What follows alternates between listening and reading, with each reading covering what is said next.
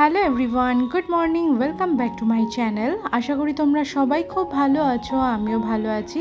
আমার নতুন একটা ব্লগে তোমাদের সকলকে স্বাগত জানাই। এখন সকাল ওই 6:15 মতো বাজে। সব ঘরের বাসি কাজ ছেড়ে, বাসি জামা কাপড় টাপড় ছেড়ে ফ্রেশ হয়ে নিয়ে এই রান্নাঘরটা পরিষ্কার করতে এসেছি। আমার জন্য আজকে সকালটা একটু অন্যরকম আর বেশ ঝামেলার। তার কারণ হচ্ছে কাল রাতে রান্নাঘরের আনাচে কানাচে কোনায় কোনায় বেশ মন ভরে হিট স্প্রে করেছিলাম। দেয়ালের কোনায় কোনায় এই বর্ষার সময়তে ছোট্ট ছোট্ট মাকড়সার জালি হয়। আরশোলা পোকামাকড়ের উপদ্রব থেকে রান্নাঘরকে বাঁচানোর জন্য এটা মাঝে মধ্যে করতেই লাগে। খুব বেশি না, মাসে একবার করলেই যথেষ্ট। কিন্তু এই স্প্রে করার পরের দিনকে সকালবেলাতে রান্নাঘর পরিষ্কার করার কাজটা যে কতটা পরিমাণ বেড়ে যায়, যারা এটা করে থাকেন তারা নিশ্চয়ই সেটা জানেন। প্রথমেই রান্নাঘরে এসে আমি জানলা দরজাটা সব খুলে দিয়েছি, যাতে কেমিক্যালের গন্ধটা তাড়াতাড়ি বেরিয়ে যায়। তারপরে ডাস্টারটা নিয়ে এসে সিলিংটা আর যে কর্নারগুলো আছে সবটা নিচে দাঁড়িয়ে দাঁড়িয়ে ভালো করে ঝেড়ে পরিষ্কার করে নিলাম। ডাস্টারের সাহায্যে কোনা কোনা ধরে সুন্দর করে ক্লিন করে নেবার পরে বাবু এসে কিচেনের উপরের যে ক্যাবিনেটগুলো আছে সেগুলো ওই সলিউশন যেটা আছে আমার বানানো, ওইটা স্প্রে করে একটা শুকনো কাপড় দিয়ে ভালো করে মুছে দিল। চেয়ার নিয়ে উঠে ওপরের ক্যাবিনেটটা মোছার পরে পাখাটাও ভালো করে মুছে দিয়েছে। আর ফ্রিজের ওপরে যে একটা তোয়ালে পাতা আছে সেটা তুলে নিয়ে চেঞ্জ করে অন্য আরেকটা তোয়ালে পেতে সারদা মায়ের ছবি, আর্টিফিশিয়াল যে গাছগুলো আছে সেটাও পরিষ্কার করে ফ্রিজের ওপরটা সুন্দর করে গুছিয়েও দিয়েছে।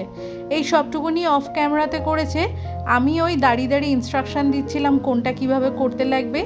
এইটুকুনি হেল্প ও আমাকে করে দেয় যখন আমি কোনো জায়গার কোনো কাজকর্ম করি, যদি বাড়িতে থাকলো বা নিজে ফ্রি থাকলো তখন। একা হাতে যেহেতু সংসারের সব দিকটা সামলাতে লাগে, কিচেনটা তো প্রত্যেক দিন সম্পূর্ণটা পরিষ্কার করা সম্ভব হয় না। আমি ভাগ ভাগ করে নিয়ে কাজটা করি। কোনো দিন নিচের ক্যাবিনেটগুলো পরিষ্কার করি, কোনো দিন ওপরের ক্যাবিনেটগুলো পরিষ্কার করি। আর একদম ওপরেরটা বাবুই করে, ওটা আমি কখনো করি না। চেয়ার নিয়ে ওপরে উঠে দাঁড়িয়ে ওই রিস্কটা আমি নিই না, কারণ ঘরে আমার যে ওয়ার্ড্রপটা আছে, বিয়ের পরে বেশ 2-3 বার চেয়ার নিয়ে ওপরে উঠে দাঁড়িয়ে ডাস্টিং করতে গিয়ে পা মুচকে চেয়ার থেকে পড়ে গিয়েছিলাম। এই একটা মনের মধ্যে ভয় আছে, তাই জন্য ওই রিস্কটা আমি কোনো সময়তেই নিই না। কাউন্টার টপের নিচের দিকে যে ড্রয়ারগুলো আছে সেটা গতকালকে আমি সাবান দিয়ে ঘষে নিয়ে ক্লিন করে নিয়েছি। আজকে সেজন্য সলিউশনটা স্প্রে করে একটা শুকনো কাপড় দিয়ে মুছে দিলাম, কারণ পরিষ্কার তো আছেই, যেহেতু গতকালকে কেমিক্যাল স্প্রে করেছি তাই সমস্ত জায়গাটা কেমিক্যাল ফ্রি করার জন্য ভালো করে মুছে নিয়েছি। পরে যে কাচের ক্যাবিনেটগুলো আছে সেটা 2-3 দিন হয়ে গেছে আমার সাবান দিয়ে পরিষ্কার করাও হয়নি, আর গতকালকে হিট স্প্রেও করেছিলাম, সেই জন্য এক কাজে 2 কাজ হয়ে গেল, পরিষ্কারও হয়ে গেল আর কেমিক্যাল ফ্রিও হয়ে গেল। রান্নাঘরে শুধু তো কাজকর্ম করলেই হয় না, রান্নাঘরের হাইজিন মেনটেন করাটা কিন্তু ভীষণ জরুরি। আমরা প্রত্যেক গৃহিণী সবসময় চেষ্টা করি পরিষ্কার পরিচ্ছন্নভাবে রান্নাবান্না করতে, কারণ তার উপরই নির্ভর করে আমাদের সকল মানুষের শরীর স্বাস্থ্যটা। যেহেতু হিট স্প্রেটা একটা কেমিক্যাল বা বিষ বলতে পারো, তাই জন্য রান্নাবান্না শুরু করার আগে রান্নাঘরটা সেরকমভাবে যত্ন নিয়ে ধুয়ে মুছে পরিষ্কার করাটা কিন্তু ভীষণ জরুরি। আমি প্রথমে একটা ভিজে কাপড় দিয়ে কাউন্টার টপটা ভালো করে মুছে নিয়েছি, তারপরে স্কচ ব্রাইট আর সাবানটা ব্যবহার করছি। এরকম একটা পরিষ্কার পরিচ্ছন্ন আর পোকামাকড় মুক্ত কিচেন পেতে গেলে যে কাজটা করতে লাগে তার জন্য খাটনিটা প্রচুর হয়। রাত্রিবেলাতে যেহেতু হিটটা স্প্রে করেছি, সকালবেলাতে ঘুম থেকে ওঠার পরেই যদি রান্নাঘরটা আগে না পরিষ্কার করি তাহলে রান্নাবান্না শুরু করা যাবে না। আর রাত্রিবেলায় ছাড়াও সারা দিনে আর কোনো সময় নেই যে সময়টাতে আমরা হিটের ব্যবহারটা করতে পারবো। আমার ক্যাবিনেটগুলো যেহেতু ল্যামিনেটের তৈরি, সেই জন্য স্কচ ব্রাইট আর জলের ব্যবহারটা আমি অনায়াসেই করতে পারি। এটা যদি প্লাইউড হতো কিংবা সানমাইকা লাগানো থাকতো তাহলে কিন্তু জলের ব্যবহার একদমই করা যেত না।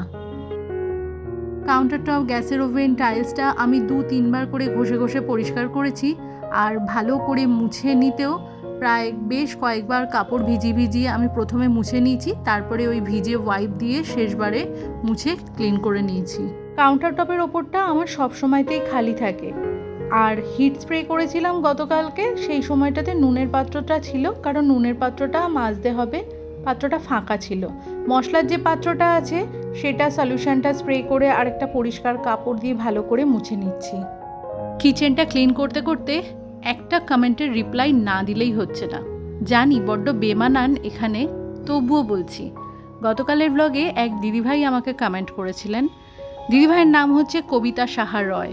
উনি আমাকে লিখেছেন যে ঘর গোছানো, ঘর পরিষ্কার আর মানসিক শান্তি ছাড়া ওনার আর কোনো কন্টেন্ট নেই। এই দিদিভাই ঠিক 4 মাস আগে আমাকে কমেন্ট করেছিলেন কিচেন ক্লিনিংয়ের জ্ঞান দেওয়া ছাড়া ওনার আর কোনো কন্টেন্ট নেই। তো দিদিভাই, আপনার উদ্দেশ্যেই বলি, আমরা তো হাউসওয়াইফ, সারাদিন 24 ঘন্টা ঘরের মধ্যেই থাকি।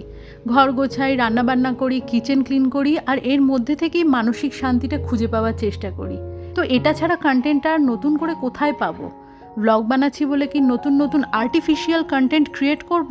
তেমনটা তো সম্ভব নয়। আপনার যদি আমার ব্লগ দেখতে ভালো না লাগে, সিম্পলি আনসাবস্ক্রাইব করে দিন। আমি ঘরে যে কাজগুলো করছি, যেটা আপনার জ্ঞান বলে মনে হচ্ছে, ভেবে দেখুন আপনিও হয়তো কোনো এক সময় সেই কাজগুলো করতেন বা আজও করেন। কারোকে দুটো নেগেটিভ কথা বলে কোনো সুখ পাওয়া যায় না দিদিভাই। গতকাল রাত্রিবেলাতে যখন কিচেনে হিটটা স্প্রে করেছিলাম, তখন খাবার জলের বোতলগুলো সবটা ঘরে রেখেছিলাম, আর তেলের কন্টেনারগুলো বা ওখানে আরেকটা হলুদের কন্টেনার, আরও যা যা জিনিস থাকে সবটা ঘরে নিয়ে রেখেছিলাম। সকালবেলাতে প্রথমে এসেই এই পাশটা পরিষ্কার করার আগে ওই দিকের যে স্টিলের র্যাকগুলো আছে ওটা মুছে নিয়ে ঘর থেকে জিনিসগুলো এনে রান্নাঘরে রেখে দিয়েছি। তারপরে বাকি কাজগুলো শুরু করেছি। কাউন্টারটা ভালো করে পরিষ্কার করা হয়ে গেছে, টাইলসটাও ভালো করে পরিষ্কার করা হয়ে গেছে। নুনের পাত্রটা এখন ভিজে আছে, তাই নুনটা পরেই ঢালবো। মশলার পাত্রটা ভালো করে মুছে টুছে নিয়ে স্ট্যান্ডের ওপরে রেখে দিলাম। এইবারে এক এক করে জায়গার জিনিসগুলো জায়গায় গুছিয়ে নেব।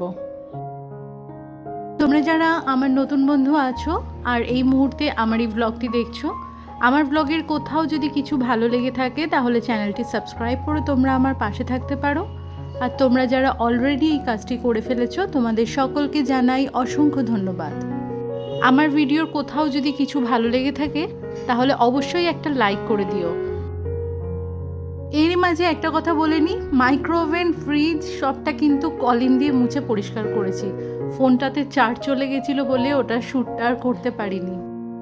অবশেষে প্রায় 1 ঘন্টার যুদ্ধের পরে আমার রান্নাঘরটা একদম ঝকঝকে পরিষ্কার, নিরাপদ আর রান্নার জন্য তৈরি। যে পাপোশটা পাতা ছিল সেটা কাচার জন্য রেখে দিয়ে আর একটা ধোয়া কাচা পরিষ্কার পাপোশ পেতে দিয়েছি। আর এই যে দেখো, টাইলসগুলো একদম ঝকঝকে পরিষ্কার। কাউন্টার টপ, গ্যাসের ওভেন, সিঙ্ক, যে পাত্রগুলো আছে, ফ্লোরটা সবটা সকাল সকাল সুন্দর করে গুছিয়ে পরিষ্কার করে নিয়েছি।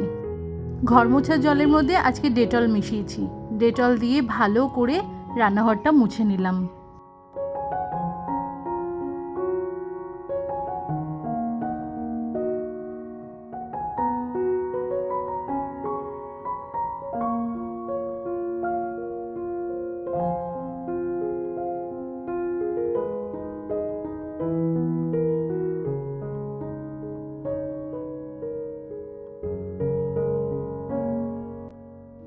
এখন 7:45 মতো বাজে।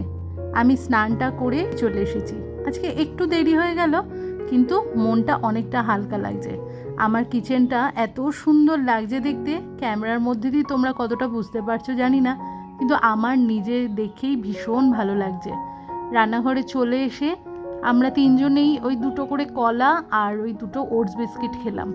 তারপরে এই সকালে জলখাবারের জোগাড়, কাঁকরোল কেটে কাঁকরোল ভাজা করছি, আর গতকালের আটা মাখা রয়েছে, কয়েকটা রুটি করব আর কাঁকরোল ভাজা। ডিম সিদ্ধটা বসিয়ে দিয়েছি জলখাবারের জন্য, 3 জনের 3টে, আর আমি এদিকে ঝটপট করে রুটিটা করে নিচ্ছি। কাঁকরোল ভাজা হতে তো বেশি সময় লাগে না, আর আটা মাখা ছিল বলে ঝটপট করে রুটিটা করে নিয়ে 8:30, মানে বলতে পারো টাইমের মধ্যেই সকালে জলখাবারটা দিয়ে দিয়েছি। আজকের ব্লগটা তাহলে এইটুকুনি রইল। তোমরা ভালো থেকো, সুস্থ থেকো, দেখা হচ্ছে নেক্সট ব্লগে। ততক্ষণের জন্য টাটা।